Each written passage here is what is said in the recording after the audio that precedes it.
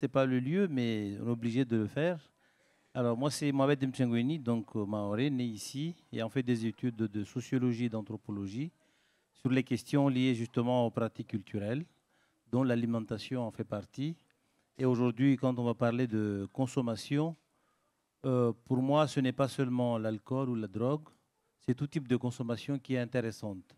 Parce qu'en fait, tout à l'heure, quand nous avons eu l'amabilité et on va dire le privilège de voir nos caddies ici nous parler, ils ont bien passé le message qu'effectivement, il y a un besoin d'une communication de tout le monde et qu'on puisse travailler en interdisciplinarité. Ceci étant dit, le sujet qui est intitulé Regard sur les consommations, euh, je l'intitule et le compléter, c'est de dire les représentations sur les consommations aussi. Ce matin, nous avons eu une table ronde qui était là où le mot représentation est revenu très souvent. Effectivement, la difficulté que nous avons, c'est que nous sommes tous liés à nos métiers et la plupart du temps, on se renferme dans notre boîte métier et nous faisons la manière dont nous pensons, ce qui est normal. Donc moi, ce que je voulais, c'est vous envoyer dans une autre dimension anthropologique, avec un regard différent de la médecine, du travailleur social, de la psychologie, ainsi de suite, pour vous aider aussi à voir plus loin ou peut-être autre chose. Ça peut peut-être contredire ce que vous savez ou ce que vous avez envie d'entendre. Donc je ne suis peut-être pas là pour le conformisme intellectuel, mais c'est aussi pour aider à tout le monde de pouvoir penser la chose consommation. Donc, je commencerai mon propos en parlant tout simplement de représentation des consommations, en essayant de définir un peu le mot. C'est un mot, on va dire, plutôt ambigu dans le sens de la réflexion humaine. Mais quand on parle de représentation, je le prends dans le sens des sciences humaines et sociales. Ben, c'est un mot tout à fait logique puisque tout raisonnement se justifie par son contraire, comme dirait le français facile. Donc, si nous voulons réfléchir sur les représentations et les images des objets, il faut que nous raisonnions sur les deux paradigmes suivants, l'ambivalence et la contradiction. Si nous enlevons ces deux paradigmes dans notre discours, rien n'est plus logique. En fait, vous avez tous un raisonnement qui doit être linéaire ou qui doit être carré ou qui doit être ce que vous voulez. Mais dès l'instant où nous nous questionnons nous-mêmes, où nous questionnons nos pratiques, où nous questionnons les observations ou les gens qui font, eh ben, nous nous rendons compte qu'il n'y a pas de logique. Eh ben, parce que nous ne questionnons pas la logique de l'objet, mais nous voulons questionner nos logiques pour qu'ils puissent être conformes à la manière dont nous pensons. Donc c'est là l'objet de ma communication. Je vais essayer de vous amener dans ces ambivalences pour que nous puissions voyager un peu dans des contradictions logiques pour moi. Et donc, soyons juste interdisciplinaires. La représentation donc est construite soit par une personne ou par un collectif. Quand je dis une personne, nous sommes dans les courants à la fois individualistes, puisqu'en sociologie cela existe, ou ce qu'on appelle un courant holiste, c'est-à-dire un regard de la communauté. Et c'est à travers cette dernière que nous allons penser justement quel est le lien qui lie ma manière et ma pratique avec les autres. Toutefois, je peux interpréter une pratique d'une personne et dire que c'est logique. Alors, la phrase qui me revient très souvent, ne prenez pas ce que votre voisin de bureau ou votre cousin, cousine ou partenaire vous a dit parce qu'il est de Mayotte comme une vérité, parce que tous les Maoris ne sont pas comme ça. Chaque individu a sa manière de penser et son histoire propre. Si vous voulez généraliser, parce que vous avez entendu un témoignage, ça veut dire que vous faites exactement le contraire de ce que vous devez faire comme interprétation, c'est-à-dire aller chercher les raisons pour lesquelles la personne s'est exprimée ainsi. Mais vous prenez l'expression comme étant la règle. Et là, on tombe sur la perversité de l'analyse. Et c'est là où je voulais venir, c'est que quand les jeunes vous parlent tout à l'heure de leur expérience, ils disent ce qu'ils pensent. Ah ben, si nous prenons tous les témoignages qu'on a vus depuis ce matin en vidéo, ben, nous allons nous poser la question, mais pourquoi il y en a qui disent qu'ils se sentent bien, il y en a qui ont les yeux rouges, pourquoi tout le monde ne dit pas la même chose? C'est qu'effectivement, chacun a son expérience. Maintenant, de quelle manière on peut mettre ça dans une grande boîte à outils et, et se poser la question de la logique de ces expressions. Ben, chacun a eu ce qu'on appelle une éducation ou une approche. Donc, je vais vous amener sur 3 points. Un premier point, c'est la question de méthode. La deuxième point va aller dans ce que j'ai appelé c'est quoi l'approche anthropologique toute court. Et le troisième point, ce sont les perspectives que je pourrais éventuellement annoncer pour pouvoir aller dans cette méthode-là. Je ne vais pas vous parler de l'alcool, je ne suis pas médecin. Je ne vais pas parler de la drogue, je ne suis pas analyste des produits chimiques, mais j'essaie de vous parler de la pratique pour permettre peut-être ensemble qu'on puisse avoir une approche plus qui représente un peu la réalité sociale. Donc la représentation relève très souvent du sens commun. Oui, c'est ça ce qui est important. Dès l'instant où nous pensons que la personne pense, c'est que nous prenons son discours comme étant la vérité. Alors que le sens commun, ce n'est pas la science. Le sens commun, ce n'est pas la vérité scientifique, pour parler simple. Donc il faut sortir de ce sens commun, sortir de ces idéologies et aller dans une approche méthodologique, comme l'exprimerait Durkheim à l'époque, quand il parle de la règle de la méthode sociologique, c'est de appréhender les faits sociaux comme des choses et essayer de les comprendre, les analyser et leur donner leur sens dans le contexte. Parce que la même chose peut avoir un contexte différent, un sens différent dans une autre situation ou dimension. Il ne faut pas se tromper de méthode, sinon tout le monde a raison, tout le monde a tort. Ce n'est pas ça l'objectif. L'objectif, c'est de dire qu'est-ce que j'étudie, quel est mon objet et qui j'étudie. Je le dirai encore une fois, une personne qui vous a parlé, c'est son expérience. Je prends un exemple de nos camarades qui travaillent sur l'alcool ou sur la drogue ou sur la prostitution.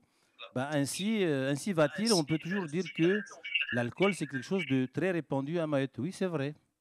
Maintenant, comment l'alcool est consommé à Mayotte? Quelle est l'origine de la consommation de l'alcool à Mayotte? Et pourquoi l'alcool aujourd'hui est devenu un fléau, quand bien même tout à l'heure les caddies se disaient que pourquoi on va dire qu'il faut modérer, il faut peut-être interdire. C'est ça le message qu'ils voulaient passer. Mais l'idée n'est pas dire qu'il faut absolument interdire, mais il faut comprendre comment collectivement les gens le pensent. Je vais vous raconter une histoire très simple, l'histoire de l'alcool. Que vous puissiez comprendre que connaître l'historique, c'est important. Il y a un village à Sada, j'ai bien dit, hein. C'est pas Sada, c'est un village à Sada. Je considère que Sada, c'est plusieurs villages, il y a plusieurs villages. Et bien à l'époque, il y avait ce qu'on appelait le merengue. Merengue, c'est les tam-tams, comme les box là, qui ont été interdites par nos camarades de la sécurité.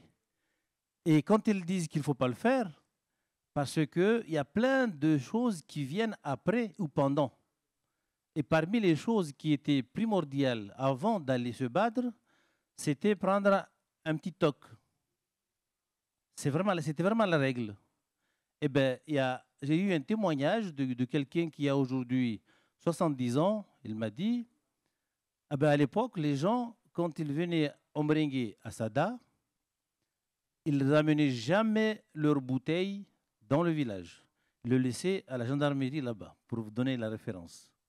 C'est-à-dire que vous allez boire là-bas et vous allez vous battre là-bas. Et quand vous, à 2 heures du matin, votre tête est un peu léger, eh bien, vous refaites le passage et vous revenez. Ça veut dire que l'alcool, c'est quelque chose qui était banni. C'est une image. C'est-à-dire que si on vous voit en train de boire, c'est un problème. Dans le même village dont je parle, eh bien, aujourd'hui, vous avez des supermarchés, pour ne pas dire des magasins. Ben, faites le tour. Les propriétaires de ces maisons qui ont sous-loué ont interdit la vente d'alcool. Parce qu'ils ne veulent pas qu'il y ait l'alcool qui soit vendu. C'était pour vous donner une image de l'objet, comment il est consommé. Il y a des gens qui en vendent par ailleurs, mais tout ce qui est officiellement, on va dire institué, ben les gens l'interdisent.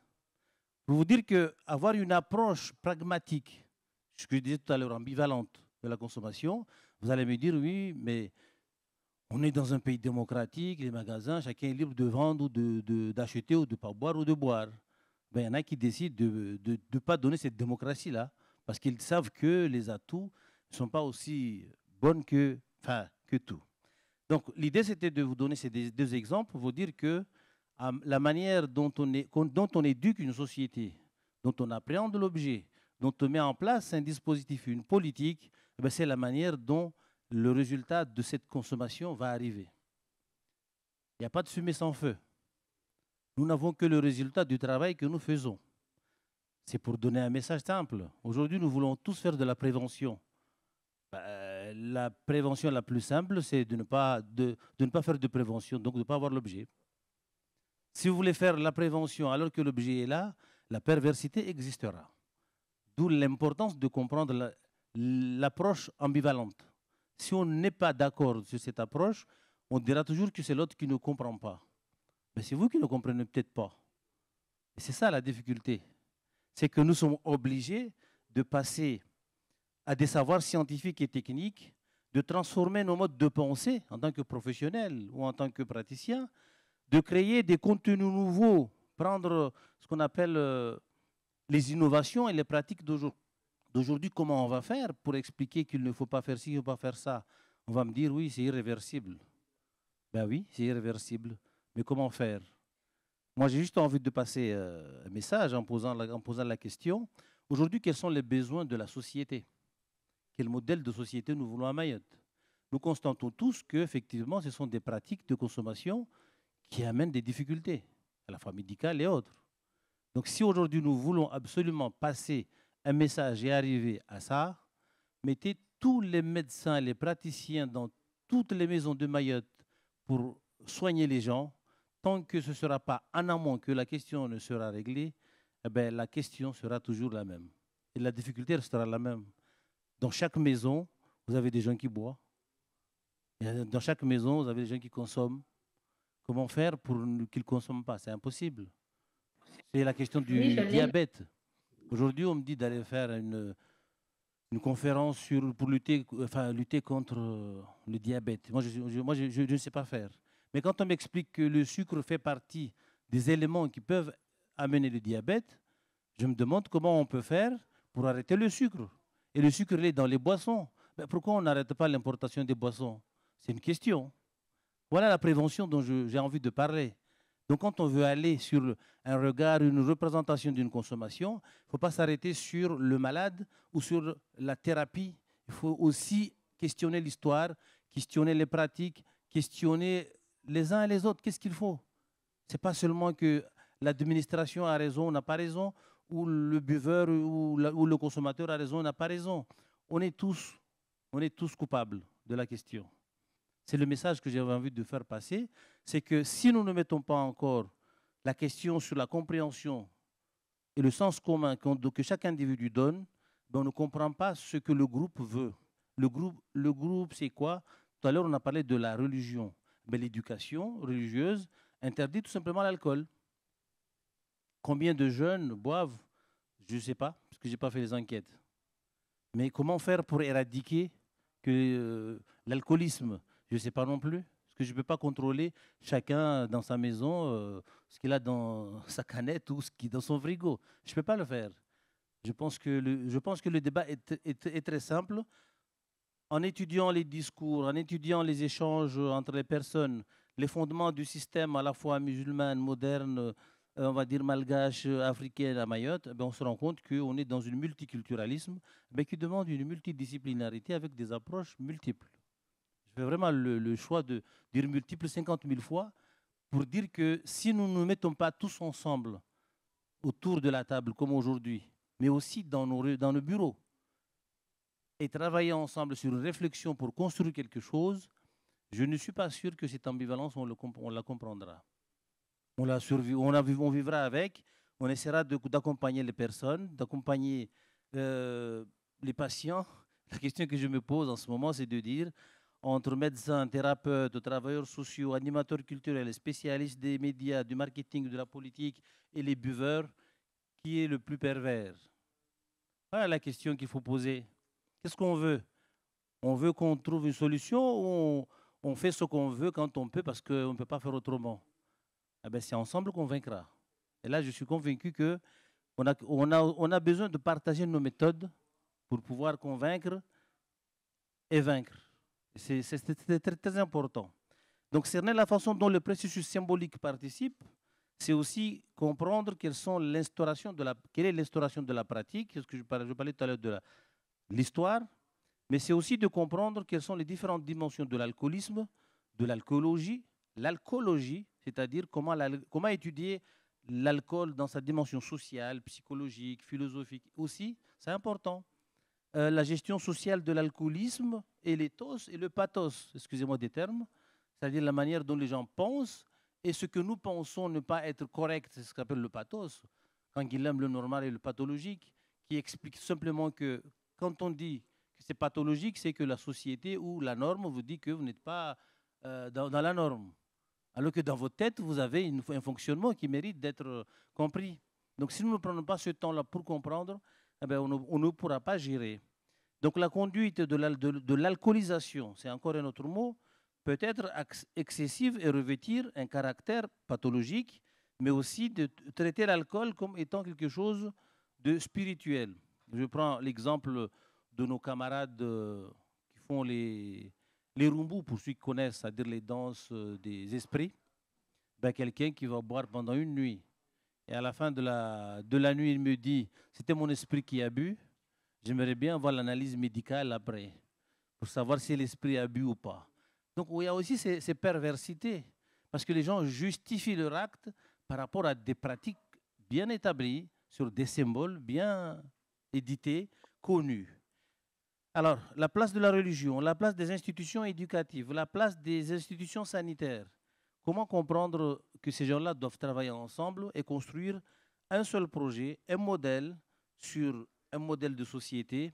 On va dire, on ne va pas construire un modèle de société à Mayotte alors qu'on est en France.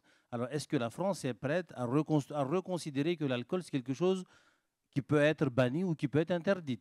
C'est la question à poser aussi. Il ne faut pas non plus aller jusqu'à l'excès de la réflexion en oubliant ce qui est générique. Parmi tout ce qui est générique, je peux me tirer une balle moi-même, parce que je travaille dans le domaine du patrimoine et de la culture. Aujourd'hui, le vin est classé patrimoine national en France. Donc, s'il est classé patrimoine, ça veut dire qu'il y a une vertu. Maintenant, faisons le poids de la mesure. En quoi un objet vertueux peut être devenu un objet dangereux? Voilà l'idée de l'ambivalence dont je parlais. C'est que nous sommes en face de cette réalité à la fois symbolique. Pour conclure, pour ne pas vous prendre beaucoup de temps, moi j'appelle à la question de la recherche. Évidemment, vous me direz, il n'a pas le temps, je dois rendre mon bilan à la fin de l'année, j'ai pas ci, j'ai pas ça, il n'y a pas les moyens, c'est pas grave. Si nous trouvons les moyens pour nous rencontrer ici aujourd'hui, c'est qu'on peut trouver les moyens aussi pour rencontrer ailleurs et commencer à travailler ou continuer à travailler pour ceux qui ont déjà commencé. Donc les enjeux politiques et sanitaires, évidemment, sont en haut de la sphère. Ce matin, tous les discours officiels, vous les avez entendus. Et on pense qu'effectivement, il y a besoin de créer quelque chose qui doit être accaparé et approprié par ces discours officiels. Parce qu'on a besoin que ce soit aussi ancré dans la réalité de la recherche. Toutes les disciplines doivent avoir leur place. Le vin, on va dire quoi? Le tabac et autres substances. Aujourd'hui, vous avez des jeunes qui sont dans les quartiers qui fument du chicha parce qu'on leur a fait comprendre que ah, ça, c'est pas dangereux, c'est juste un truc. Eh ben, rassurez-vous, c'est très dangereux. Et la plupart des quartiers, je dis ce que je connais, tout le matin je suis à Mamoudzou au boulot, ben, je pars dans des quartiers où tous les jeunes fument ça. Et comme si c'était normal. Dans 5 ans, on va me demander, mais pourquoi ces jeunes-là sont devenus zinzins? Parce qu'on les a laissés zinzinier.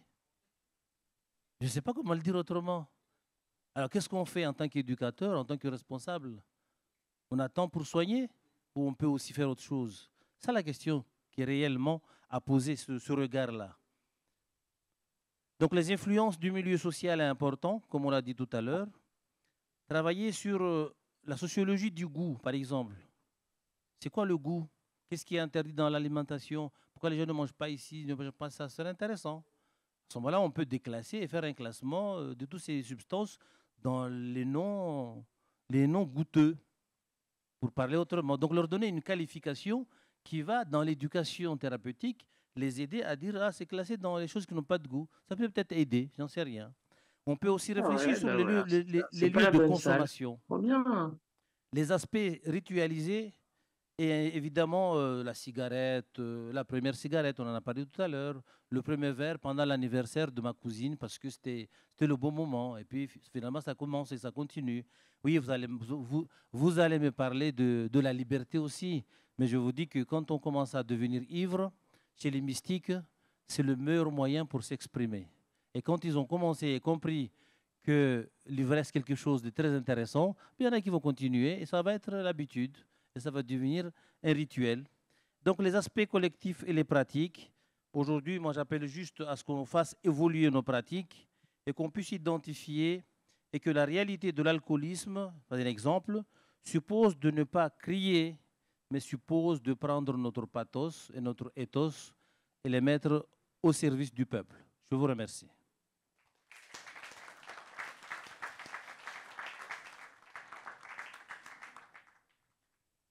Alors, je sais qu'il n'y a pas du tout de questions, tout le monde est content. Il y a un micro qui est là. Non, non, je vous remercie. J'ai le micro. Il est à votre disposition pour ceux qui souhaitent poser des questions.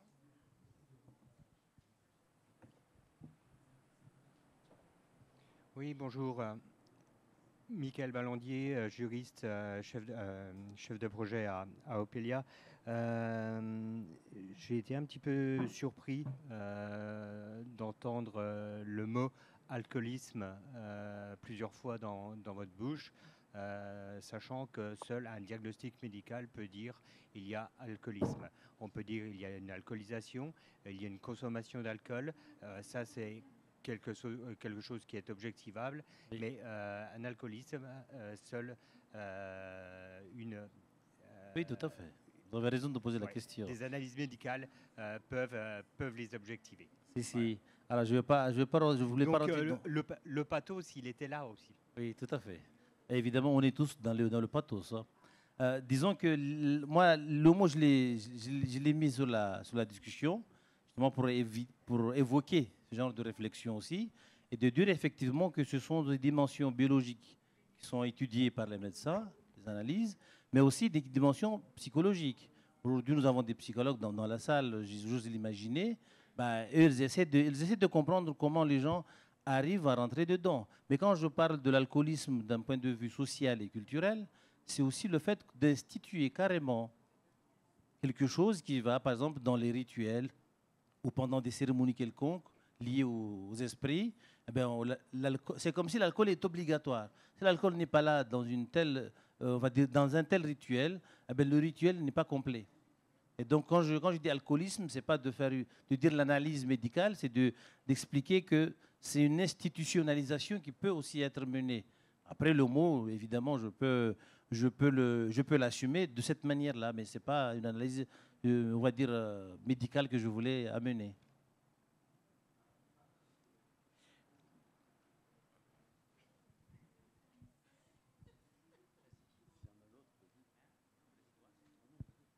Oui, bon, moi je voulais vous remercier en essayant de voir s'il y a quelque chose qu'on partage. C'est-à-dire que on sait qu'il y a nécessité autour de ces substances d'avoir un certain nombre. Alors moi je suis addictologue, hein, je l'assume parfaitement, d'avoir un certain nombre d'interdits.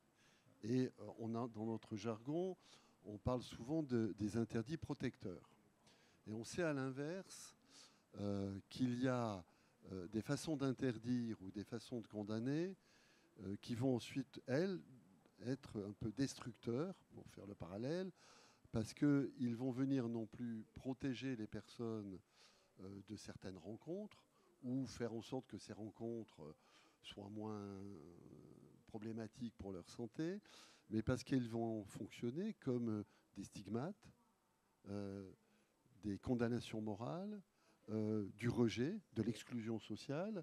Et petit à petit, si je tire le fil, ils vont participer de rendre les rencontres thérapeutiques impossibles ou bien conditionnées à ce même jugement moral. Voilà.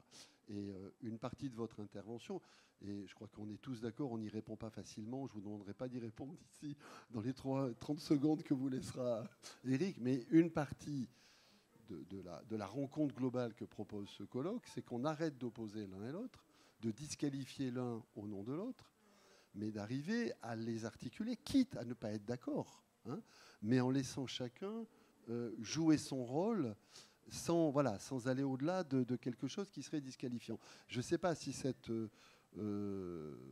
forme, disons, voilà, pour vous donner une question à laquelle vous pourriez répondre dans le temps imparti, comme dirait, si cette façon de présenter vous donnerait envie, par exemple, qu'on continue le dialogue dans Mayotte en santé 4, 5, 6, 7, 8, 9, 10. Oui, j'entends très bien votre analyse qui est très pertinente d'ailleurs. Et ça me donne l'occasion d'aller au fond des pensées, lesquelles, avec le temps, on n'avait pas le temps. Chacun doit jouer son rôle. C'est le sens de votre réflexion. Évidemment, le sens moral est à la base. Lorsque nous prenons la société mahoraise, je peux vous faire des coupures rapidement au niveau historique. Avant le 19e siècle, les Arabes ont dominé, mais c'est seulement à partir du 8e siècle que l'islam arrive. C'est-à-dire, entre-temps, qu'il y avait des pratiques, on va dire, musulmanes, il y avait aussi des pratiques animistes déjà assimilées. Arrivé par une période entre le 15e et 18e siècle, les Malgaches, avec leurs pratiques, et arrivent enfin les Européens vers le 19e siècle. C'est une coupure rapide que je vous fais pour dire que pendant toutes ces périodes-là, l'alcool a existé. Ce ne sont pas les Occidentaux qui ont amené et importé l'alcool à Mayotte, pour parler que de Mayotte. Aujourd'hui, qu'est-ce qui se passe dans la question morale? Un simple religieux ou quelqu'un avec qui je discuterai me dirait « Oui, mais les Occidentaux nous ont amené de l'alcool et puis on n'arrive plus, on n'arrive plus, on n'arrive plus. » Moi, je lui dis tout le temps « Est-ce que ton grand-père n'était pas buveur ?» Oui, vous lui posez la question. Et quand il se rend compte que lui-même, il avait un jour tenté, c'est là qu'il se dit, évidemment, on a un devoir à faire. Donc chacun doit jouer son rôle. Interdire l'importation, c'est une hypothèse. Trouver des questions, on va dire, sur les rencontres thérapeutiques, ça peut se faire, pas forcément chez le médecin. Ça peut se faire aussi ailleurs, dans les écoles coraniques, qui ont tendance à disparaître. Substituer des éléments de l'éducation, enfin enlever les éléments de l'éducation sans les substituer à d'autres choses qui peuvent jouer le même rôle, ben, ça change la société. Et ben, ces éléments thérapeutiques ou ces rencontres thérapeutiques, ben, l'école coranique a beaucoup œuvré pour ça, puisque la religion est contre. Donc c'était un élément qui permettait de ne pas avoir de soucis plus tard sur certains élèves ou certains enfants. Aujourd'hui, qu'il n'y ait plus ce garde-fou, c'est qui joue ce rôle-là?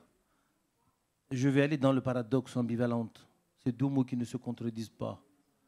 Et lorsqu'on dit encore à l'enfant qu'il est libéré dans sa tête et qu'il peut s'exprimer comme il veut, faire ce qu'il veut, il y en a qui comprennent qu'ils peuvent aussi faire ce qu'ils veulent. Je ne fais pas de commentaires. Je ne dirais pas que c'est l'école qui les pervertisse dans ce cas-là, mais je dirais que le système éducatif aujourd'hui à Mayotte ne favorise pas cette prévention qui pourrait nous aider à aller dans ces différentes instances thérapeutiques. Si on attend que ce soit les médecins, c'est là où je voulais venir, eh ben, il y aura déjà un siècle de retard sur certains. Je m'arrête là pour le moment. Une autre question dans la salle. Moi, je voulais rebondir un petit peu sur ce qui se dit depuis ce matin, hein, que vous avez largement mis en lumière, qui est un sujet sur lequel on a beaucoup réfléchi, notamment Jean-Pierre. C'est sur la société en elle, parce qu'on parle là de communautés éducatives, religieuses, et bien évidemment, mais tout ça, ce n'est qu'un cumul de communautés qui font société. Et si on parle de la société aujourd'hui, cette société, c'est une société de consommation. C'est une société qui, quelque part, banalise, on pourrait l'entendre comme ça, ou simplement autorise, ou en tout cas permet un certain nombre de comportements qui sont des comportements de consommation. La consommation, elle est partout, dans la manière d'acheter, de se nourrir, de consommer des substances. Et est-ce qu'il n'y a pas quand même une approche un peu plus holistique sur le fait que cette société, nous on dit que c'est une société addictogène. Elle génère, à travers son besoin de consommation, un besoin irrépressible et immédiat de consommer, et donc une forme d'addiction. Oui, donc la question est comment juger la société de consommation, c'est ça? Ce n'est pas l'objet ici. La question, moi, je la poserai autrement. Nous sommes face à une irresponsabilité des acteurs de l'éducation. Et je le pense sincèrement à Mayotte, c'est qu'effectivement, le rôle et les pratiques ont beaucoup changé et il y a eu une évolution extraordinaire en moins de 20 ans. Il ne faut pas le cacher, Mayotte a fait un bond extraordinaire. Si les sociétés étaient inscrites aux Jeux Olympiques, Mayotte a la médaille d'or. Parce que toute société doit changer. Personne ne peut l'arrêter. Sur la question que vous posez, moi je l'intégrerai dans, on va dire, l'aspect de la recherche et des points, comment je vais dire, le point où nous allons nous retrouver tous sur la question de la consommation. Aujourd'hui, comment on fait pour créer une consommation? C'est à travers la publicité, c'est à travers les magasins, c'est à travers les fêtes, c'est à travers... Donc il y a des pratiques qui se font dans la société sur lesquelles nous pourrions éventuellement faire les choses. Ça m'est arrivé dans la perversité du système d'organiser une grande fête sans alcool. On m'a tous regardé avec 3 yeux. Mais le jour de la fête, tout le monde s'est bien amusé et m'a remercié parce qu'il n'y a eu aucune bagarre. C'était à Besançon, pour ne pas dire des conneries. Les étudiants ne voulaient pas du tout la fête, mais j'ai dit c'est comme ça. On va la faire parce qu'on est des étudiants et on voulait faire la fête, on ne voulait pas se bagarrer. Donc je pense qu'il y a des choses possibles. Comment faire pour expliquer aux jeunes que consommer de l'alcool, ce n'est pas la bonne chose et qu'il y a d'autres choses? C'est un travail aussi éducatif. Je suis désolé, ça ne se fera pas tout seul. Et ça ne viendra pas à la tête de l'enfant en disant, si vous buvez, vous devenez ivre et vous devenez addicto et puis vous devenez malade et puis vous risquez de mourir. Évidemment, les imprimantes sur les paquets de cigarettes n'ont pas encore arrêté. Eh bien, rien n'a changé. La preuve qu'il y a un autre travail à faire, c'est ce travail de proximité sur les pratiques que nous faisons dans les maisons, dans tout ça. Je vais aller plus loin. Comment créer la consommation? Ah oui, évidemment, je ne suis pas alcoolique. Mais le jour de l'anniversaire de ma fille, puisqu'on ne boit pas l'alcool, je vais acheter du champagne non alcoolisé. Rien que le mot champagne va inciter à l'enfant un jour d'aller champagner. Soyons honnêtes sur les choses. Ce n'est pas stigmatiser un système, mais c'est de dire qu'il y a aussi quelque chose à faire. Donc si nous voulons pas régler un problème, mais nous voulons aller dans la réflexion, allons dans une vraie réflexion constructive. Oui, le micro, on l'a demandé là-bas. Je sais que je parle beaucoup, donc ça... Enchaîne. Je suis désolé. Donc c'est pas pour vous censurer. Non, je pense que c'est un vaste sujet. Donc yes. Après, nous, on l'a très clairement dit ce matin. Un des éléments ou un des ressorts qu'on essaie d'activer, c'est de réduire les risques, parce que interdire, c'est pas toujours ce qui est le plus profitable. Et on voit bien qu'empêcher, il y a différentes manières d'empêcher. Effectivement, c'est un cheminement qu'il faut suivre, mais réduire les risques, c'est quelque chose qu'on peut faire tout le temps. Voilà, merci à vous en tout cas. Merci. Réduire les risques, c'est réduire le produit. Merci.